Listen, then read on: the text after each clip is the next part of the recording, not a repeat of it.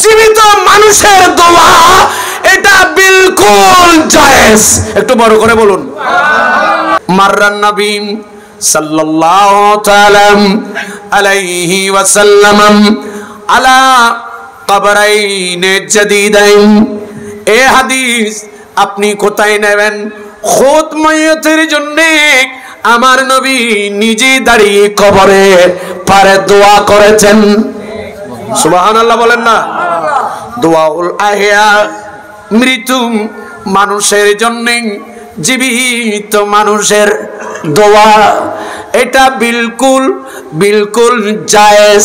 ওয়া খিলাফান লিল মুতাজালা ওয়া খিলাফান, এটার বিরোধিতা করেছেন মুতাজালি ফিরকা। আহলে সুন্নাহ ওয়াল জামাত এটা আমার নবীর দল, সাহাবীদের দল।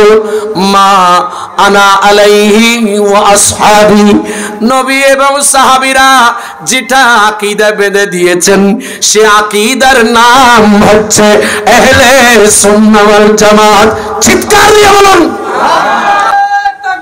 আল্লাহু আকবার। ইয়া রাসূল, নবী বলেন তামাহসাব ইস্তিগফারিল মুমিন, মুমিনদের দোয়ার কারণে মাইয়াতের গিয়েছিল কবরে গুনাহ নিয়ে, জীবিত মানুষরা দোয়া করার কারণে আল্লাহ নাকি এদের গুনাহগুলা মুছে দেয়। এই কারণে গিয়েছে কবরে গুনাহ সহ, হাসরের ময়দানে উঠবে লা যুনুবা আলাইহা, এই মাইয়াতের আমলনামায় আর কোনো গুনাহ থাকবে না।